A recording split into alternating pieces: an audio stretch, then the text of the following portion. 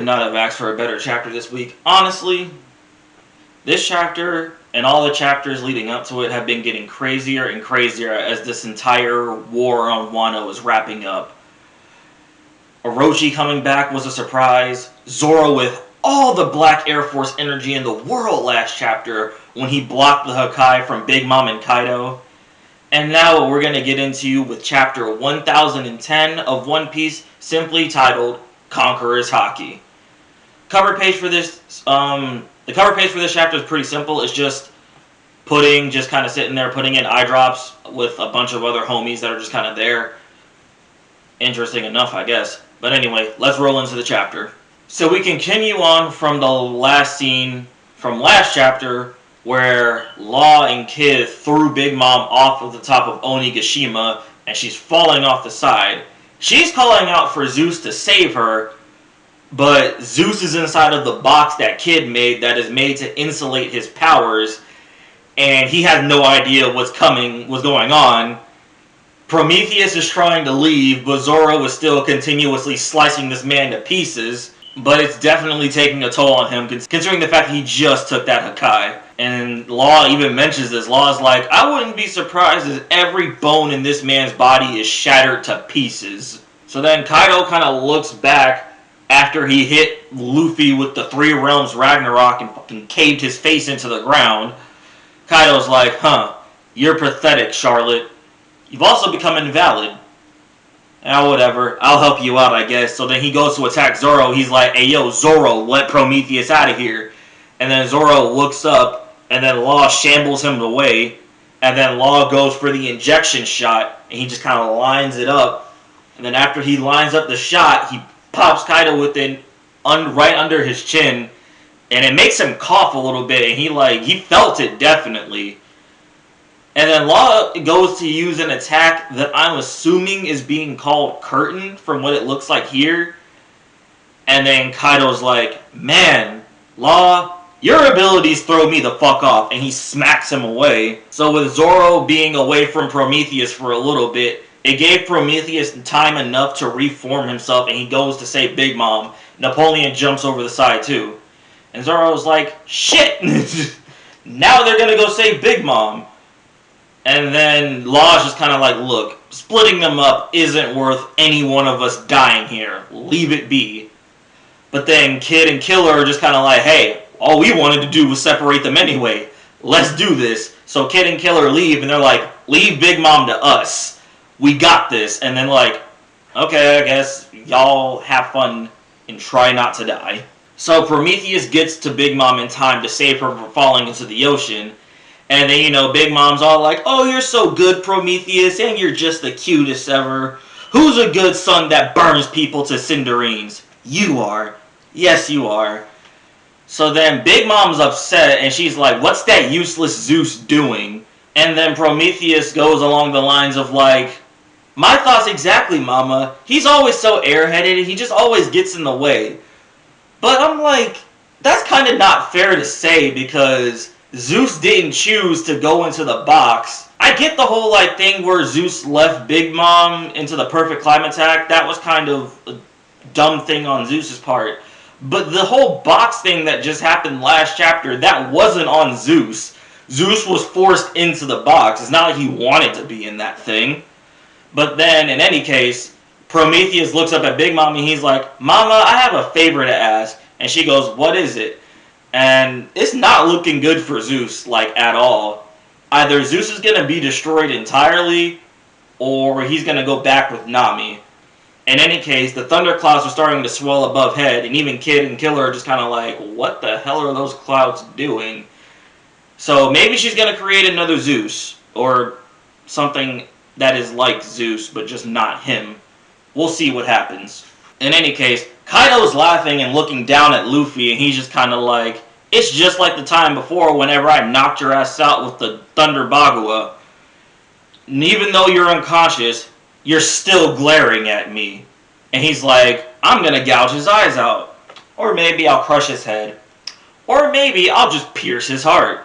So then Zoro gets ready, he's like, Ayo, Law, I reached my limit. This next attack that I'm going to launch out is definitely going to be my last one, because we can't keep this up forever, unfortunately. And then he's like, Zoro, what are you doing? And then Zoro goes, if it doesn't work, I'll end up dead anyway, so it really doesn't matter.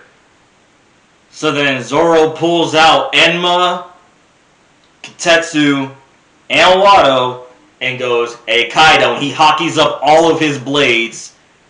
That's my captain you got there. Then proceeds to do Demon Aura, 9-sword style, Ashura. And he pops out with his 9-sword style, which we haven't seen in a very long time in the canon of the story. And even still, he goes, you should take my head before you take my captain's. Calling back to that moment at Thriller Bark, whenever he wanted to die instead of Luffy dying. Pulls out, he takes up his stance with his 9-sword style, and uses the technique Hell Heike, Farce of the Dead, and shreds Kaido's body just raw right here. Kaido coughs up a decent amount of blood, and he definitely felt that one. And he's just kind of like, ah shit, and Law's surprised by this. Law's like, oh wow, that was completely unexpected. Okay. So then Kaido points out something really interesting here, which has been in the theory works of One Piece fans for a long ass time now. Kaido's like, he has a huge gash across his chest, and he's like, that runt. He's like, you have Conqueror's Haki, don't you? He's like, you have Conqueror's Haki too. And I guess that explains, in part, how his 9-sword style was always able to work. Which would technically mean, if it is Conqueror's Haki, Zoro kind of unlocked it before Luffy did. Which is interesting, because Zoro's vice captain and Luffy's captain. Not the point. Far from it. Either way, Zoro's like, I ain't got no idea what the fuck you're talking about, my guy. I just put everything in that I had into that attack, and I was hoping to at least drop you to your knees or something like that. But that didn't happen. And Kaido goes, it'll leave a scar. That should be good enough for you. Making Zoro the second person to be able to leave a scar on Kaido's body. And Kaido's like, man, this worst generation is a pain.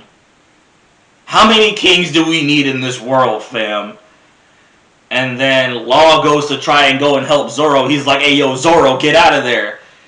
And Kaido's like, fuck this. And he does the Thunder Bagua and then smacks freaking Law away.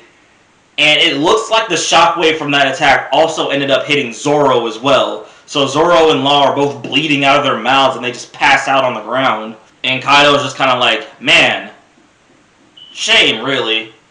If you had joined forces with me, we could have taken over the world together. And Luffy's just kind of like, join you? Nah, man. Like any one of us would ever team up with the likes of you. We're with the samurai because the samurai are our friends. And Luffy's standing up. He's all beaten and bloody and like barely conscious right now. But Luffy's still Luffy, and he's like, I'm definitely gonna send you flying. So then he remembers back to what Hyo was explaining to him about how Ryuo works, the advanced armament haki. And he was like, whenever Hyo was like, coding yourself in haki should allow you to destroy your opponent from the inside out. And he was like always telling him, stop forcing it, just let the haki flow through you. And then Luffy brings something up that a bunch of people have always been curious about, and it turns out is actually a thing. So he's like, all of the attacks that I've done up until this point are still not what I've been trying to do this entire time. Even with the advanced armament, it's not the kind of thing that I've been looking to do. And then like Hyo's pointing out the fact that in danger is when Luffy is at his best and at the strongest that he can be to learn anything else. We've seen this hundreds of times before. And Luffy's like, that first hit that I took from your Konombo is what helped me realize what was going on. Your attacks are coded in Conqueror's Haki. And Kaido starts laughing. He's like, it only can be done by a handful of people. And he just goes to swing at Luffy, and he goes like, you've escaped death enough times today. I'm gonna beat the shit out of you so you die now. and he goes to swing at Luffy, and then Luffy just blocks the attack of the Kanonbo with a foot. But the thing is, Luffy's foot is not making contact at all with Kaido's club, and it just deflects off of him. And Kaido looks kind of shocked by that. Kaido rocks back, and he's like, oh shit. So then Luffy just kind of charges forward, hockeys up his fist, and goes to attack Kaido, but he stops just short, yet the hit still connects with Kaido's body, and it hurts him, like really hurts him this time. And Kaido drops down to his knees, and then he looks up, and then Luffy comes up again with another punch, and then whenever he uppercuts Kaido, a bunch of blood just spews out of his mouth.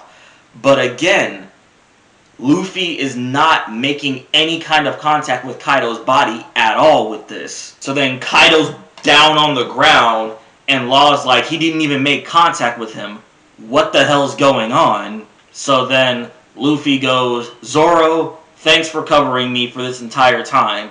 Law, y'all two head back down and tell everybody else that I've got this. I'm gonna beat Kaido no matter what. And that is the end of this chapter. Along with a break next week, which absolutely sucks. But it is what it is. A couple of things that I want to break down in this part. One, the fact that it's pretty much been confirmed that Zoro has Conquerors, which is something that everybody has been curious about, but I feel like a lot of people wrote that off because of the fact that they didn't want Zoro to have Conquerors while he was still a member of Luffy's crew. Because, as we all know, Rayleigh has Conquerors, but he was the first mate on Roger's crew. But there was no telling when Rayleigh awakened his Conquerors. It could have been while he was on Roger's crew. It could have been after the fact. Nobody really knew. Another thing, though, this does kind of show what happened whenever Roger and Whitebeard clashed. The red eye effect has always been something that's been shown to denote someone using Conqueror's Haki. It's happened with Luffy. It's like it happens when Luffy uses it a lot of the time. We just kind of like see just like red just emanating off of him. And it's like, I get that's kind of the animation department kind of doing its thing, but still, it brings up an interesting fact of like the red lightning and like just the lightning in general that you see emanating off of Luffy every time that he clashes with somebody with Conquerors.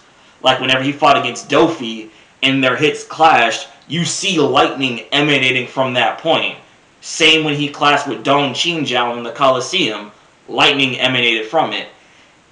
And that explains something that we saw in the anime. Whenever Roger and Whitebeard clashed in the anime, you see their eyes go red and then just lightning and emanating off of the point of singularity from where their blades were about to touch.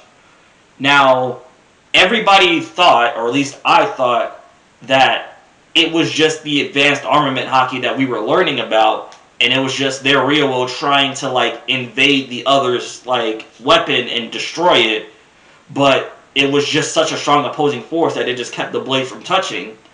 But now we know that that was their Conqueror's Haki actually clashing. Conqueror's Haki is what it takes to like deal damage to something without even touching it. So you can try to invade something that you're not touching.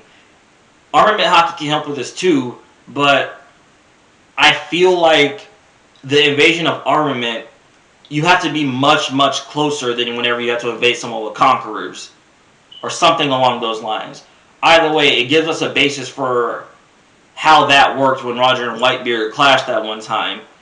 It also explains how Kaido's Thunder Baguo works. Because I feel like a lot of people were kind of confused about like him just like randomly just getting the lightning around his weapon and then smacking and just being able to attack with lightning. But now we know that it was him coating his weapon in Conqueror's Haki and like adding a much more devastating effect than anything we've ever seen before. Which I guess also kind of confirms that Yamato also has Conquerors. Because if Yamato can use the Thunder Bagua, then I guess that means he has Conquerors also. Which I'd be fine with, to be honest. Another thing, Seeing that Luffy now has a grasp on this concept, Luffy is now going to be more powerful than ever before. He is going to, by the end of this fight, he is going to be more than worthy of his Emperor title. Because look at what he has now.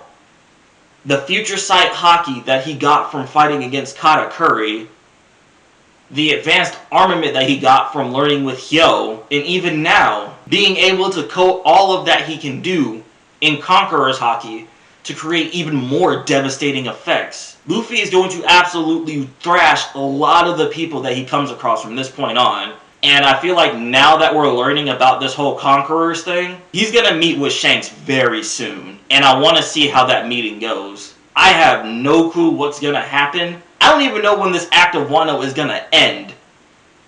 All I know is I'm here for all of it because this chapter was fucking amazing. And that's just kind of the end of that. Well, that's it for this review of this chapter. I'm going to try my best to make a My Hero one coming up soon. We'll see what happens. In any case, see y'all later.